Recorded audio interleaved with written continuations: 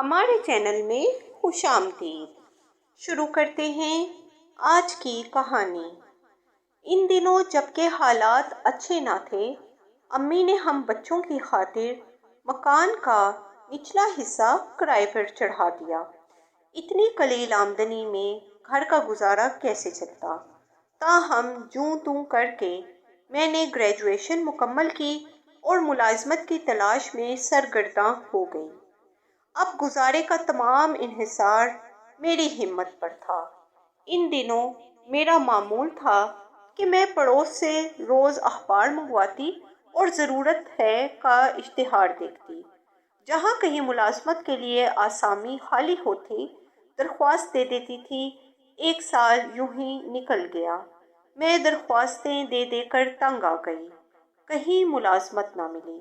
سوچتی تھی شاید قسمت میں برسرِ روزگار ہونا لکھا ہی نہیں۔ کبھی جی چھوڑ کر بیٹھ جاتی، فاقے ڈراتے تو پھر کمر کس کر گھر سے نکل پڑتی۔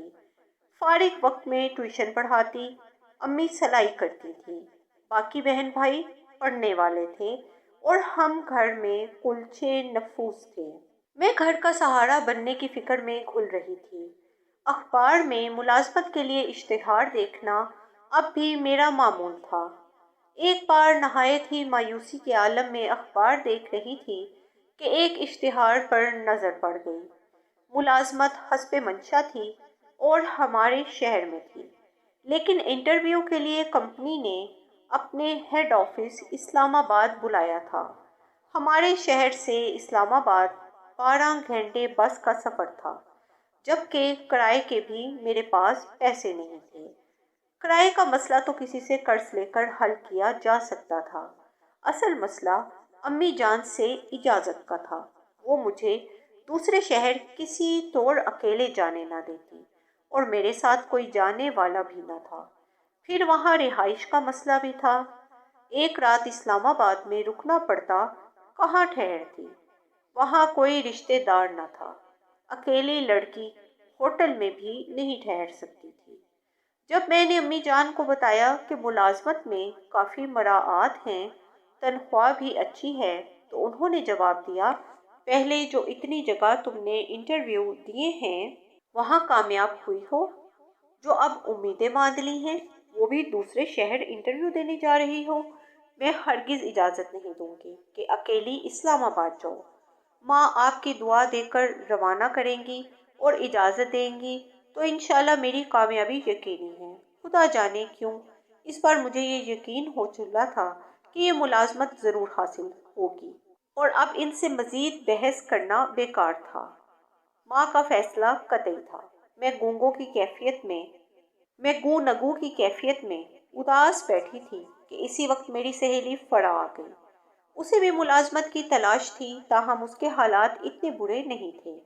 اس کے ہاتھ میں اخبار کا تراشا بھی تھا۔ مجھے اس نے اشتہار دکھا کر کہا، حیا نادر موقع ہے، بڑی اچھی تنخواہ ہے اور مراعات بھی خوب ہیں، چلو قسمت آزمائی کرتے ہیں۔ امی مگر اجازت نہیں دیں گی فرح؟ میں نے منہ لٹکا کر کہا، مجھے تو اجازت مل جائے گی، میں تمہاری امی کو منا لیتی ہوں، وہاں میری خالہ کا گھر ہے، رات کو وہاں رہ لیں گے، ٹھہرنے کا کوئی پرابلم نہیں ہے، انٹرویو دے آتے ہیں، آگے اللہ مالک ہے، میرے پاس تو کرائے کے پیسے بھی نہیں ہیں، تو اس کی فکر مت کر، وہ میں تم کو دے دوں گی۔ اس نے ڈھارس بندھائی تو مجھ کو امید کی کرن دکھائی دینے لگی۔ میں نے حامی بھری تو وہ میری والدہ کے پاس پہنچی۔ آنٹی نے فرح کو بھی انکار کر دیا کیونکہ میری ماں ذرا سخت قسم کی خاتون تھی۔ فرح تو مایوس ہو کر چلی گئی، مگر میرے دل میں کھلبلی مچا گئی کہ جانا ضرور ہے، کیونکہ اب میں اکیلی نہیں تھی۔ کرائے کا مسئلہ بھی وہی حل کرنے پر تیار تھی۔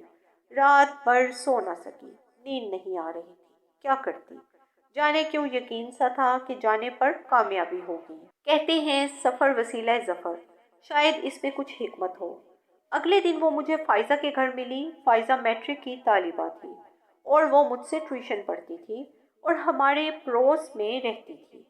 فرح بولی، میں تو جا رہی ہوں، تم نے چلنا ہے تو بتا دو، کیونکہ کل رات ہم نے 8 بجے روانہ ہونا ہے۔ میں تمہارا ٹکٹ لے رکھوں گی۔ میں نے بے اختیار کہہ دیا، لے لینا ٹکٹ، امی کو میں کسی طرح منا لوں گی، میں یہ چانس کھونا نہیں چاہتی۔ اگلے دن دوپہر تک خاموشی رہی۔ شام 7 بجے گھر سے نکلنا تھا۔ یہ وقت سخت اذیت میں گزرا۔ ذہن کی سوئی اسی سوچ پر اٹک گئی کہ اسلام آباد جانا ہے، انٹرویو دینے، ہر صورت جانا ہے۔ 6 بجے قلم کاغذ اٹھایا اور کچھ سمجھ میں نہ آیا، ایک رکا امی کے نام لکھا، پیاری امی، مجھے یقین ہے کہ یہ نوکری مجھے مل جائے گی، اچھی تنخواہ، گھر کے کرائے کا الاؤنس، پک اینڈ ڈراپ، غیر ملکی ایجنسی ہے، ان کے پاس بے حساب فنڈز ہوتے ہیں، فلاح و بہبود کے کام کرنے والوں کا پروجیکٹ ہے، مراعات بھی زیادہ ہیں، خدا را ناراض نہ ہونا بلکہ مجھے دعائیں دینا۔ فرا بھی میرے ساتھ جا رہی ہے۔ ہمارے علاقے سے ان کو 4 لیڈی ورکرز کی ضرورت ہے۔ میں اکیلی نہیں ہوں، فکر نہ کرنا، پرسوں لوٹ آؤں گی، انشاءاللہ، آپ کی بیٹی حیا۔ فرا کے گھر پہنچ کر میں نے یہ رکا اس کے بھائی کو دیا اور اس سے کہا کہ جب بس پنڈی کے لیے روانہ ہو جائے تو تم یہ رکا میری والدہ کو دے دینا۔ بے شک میں امی کی اجازت کے بغیر روانہ ہو رہی ہوں، امی ناراض بھی ہوں گی، مگر مجھے پتا تھا کہ ایک نیک مقصد سے جا رہی ہوں۔ جب انٹرویو دے کر آ جاؤں گی تو ماں گلے سے لگا ہی لے گی۔ 7 بجے ہم کو بس کے اڈے جانا تھا۔ فرح نے میرا اور اپنا ٹکٹ منگوا کر رکھ لیا تھا۔ ہم ٹھیک ٹائم پر گھر سے نکلے اور لاڑی اڈے پہنچے۔ فرح کا بھائی ہم کو چھوڑنے آیا تھا۔ میں نے امی سے صرف فرح کے گھر جانے کی اجازت لی تھی، لہٰذا ایک کپڑوں کا جوڑا تک ساتھ نہ لیا۔ سوچا اپنی سہیلی سے ایک جوڑا مانگ لوں گی۔ اگر بیگ تیار کرتی تو والدہ ضرور سوال کرتی کہ فرح کے گھر پہ بیگ کیوں لے جا رہی ہو۔ ہم بس میں سوار ہو گئے۔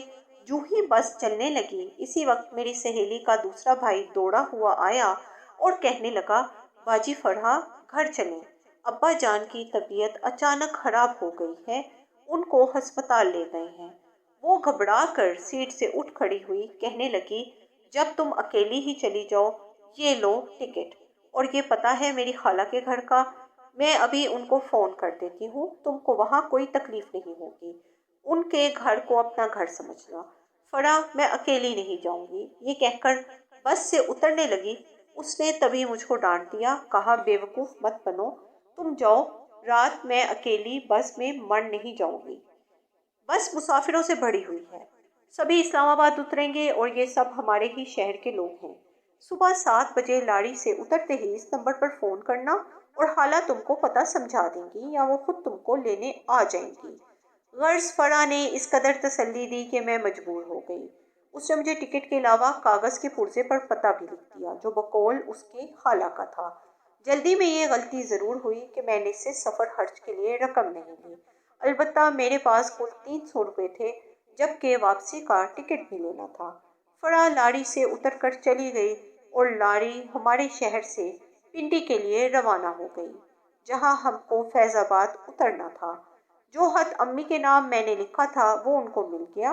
امی سوائے صبر کے کیا کر سکتی تھی۔ فرح نے خود جا کر ان کو تسلی دی کہ میں نے اسلام آباد والی اپنی خالہ کو فون کر دیا ہے، بس کا نمبر بھی لکھوا دیا ہے، اس کو کوئی پریشانی نہیں ہوگی۔ اب حال سنیے میرا، کیا ہوا اور خدا کو کیا منظور تھا۔ مسافر بس میں تمام رات میں جاگتے رہے۔ صبح 7 بجے ہم منزل مقصود پر پہنچے۔ لاڑی اڈے اتر کر میں نے لیڈیز باتھ روم جا کر اپنا منہ ہاتھ دھویا اور اپنا حلیہ درست کیا۔ رات بھر سفر کی بے آرامی نے سونے نہ دیا اور اب بے خوابی سے آنکھوں کے گرد ہلکے نمودار ہو چکے تھے۔ بہرحال منہ پر پانی کے چھینٹے مارے اور سوچا کہ یہیں اڈے پر ہی چائے کی پیالی پی لوں تو اخبار میں دیے ہوئے پتے پر وہ دفتر تلاش کر لوں گی جس میں آج دوپہر مجھے پہنچنا تھا۔ جب چائے پی کر پیسے دینے کو پرس کھولا تبھی حیرت کی انتہا نہ رہی کہ پرس میں سے وہ 300 روپے اور فرح کی خالہ کے گھر کے پتے والا پرزہ غائب تھا۔ یہ رقم اسی پرزے میں لپیٹ کر فرح نے مجھے واپسی کی ٹکٹ کے لیے دی تھی۔ خدا جانے یہ رقم کب اور کس نے دوران سفر نکال لی تھی۔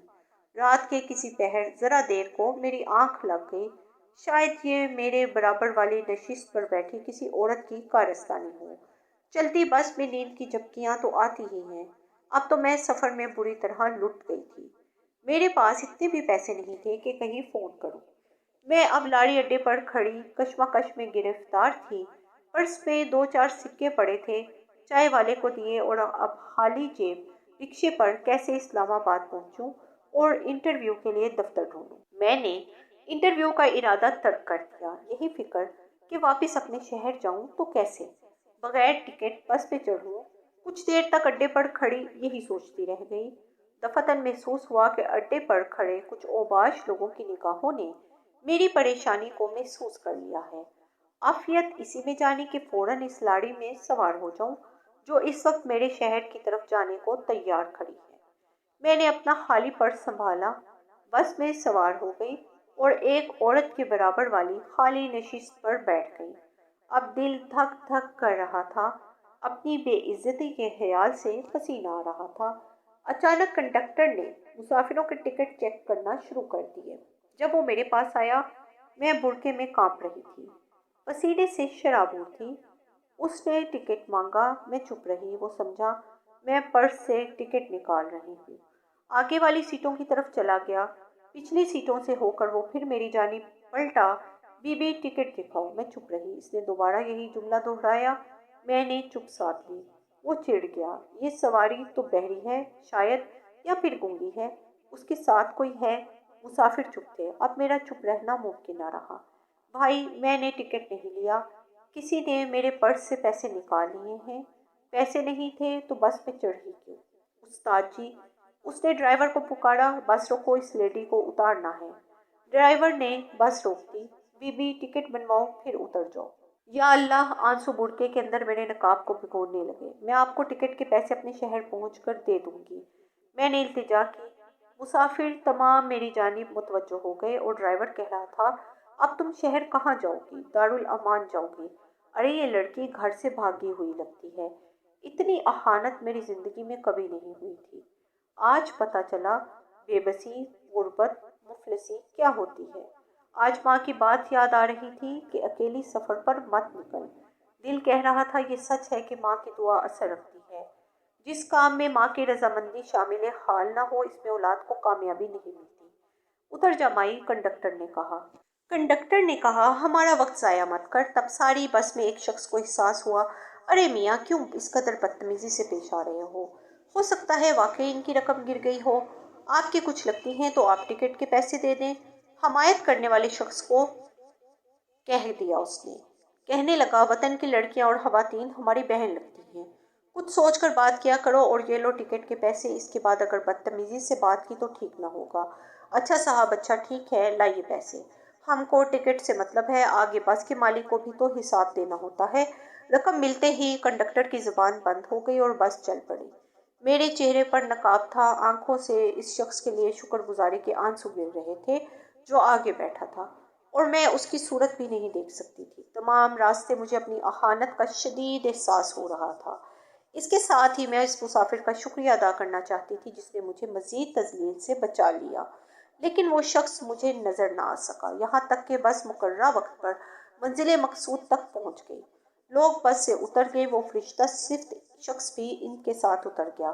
شاید اسے شکریہ کی ضرورت نہ تھی، اس کی نیکی ہمارے کام آئی تو صحیح، لیکن اس سے بھی زیادہ خود اس کے کام آئی ہوگی، کیونکہ اس کو شکریہ کی طلب نہ تھی اور نہ ہی اس کو اپنی پہچان کرانے کی چاہت تھی۔ میں ضرور چاہتی تھی کہ وہ جانے سے قبل مجھ سے بات کر لے تاکہ میں اس کی رقم گھر جا کر اس کو لوٹا سکوں، لیکن وہ بس سے اترتے ہی بھیڑ میں گم ہو گیا اور میں اس کو پکار بھی نہ سکی۔ تھکے تھکے قدموں سے جب گھر لوٹی، ماں نے آڑے ہاتھوں لیا، لیکن سوائے ان کے پیر چھو کر معافی مانگنے کے اور کیا کر سکتی تھی۔ میں نے اتنا ضرور کہا کہ ماں، تم نے مجھے دعا ضرور دی ہوگی، کیونکہ تمہاری دعاؤں نے اس سفر میں میری عزت رکھ لی اور میں خیریت سے گھر پہنچ گئی ہوں، ورنہ خدا جانے میرے ساتھ کیا ہوتا۔ آپ کو ہماری کہانیاں پسند آئیں تو سبسکرائب کرنا مت بھولیے گا۔ چینل کو سبسکرائب کیجیے اور لائک کیجیے، اور اپنی قیمتی رائے کا اظہار کمنٹس میں ضرور کیجیے۔ شکریہ۔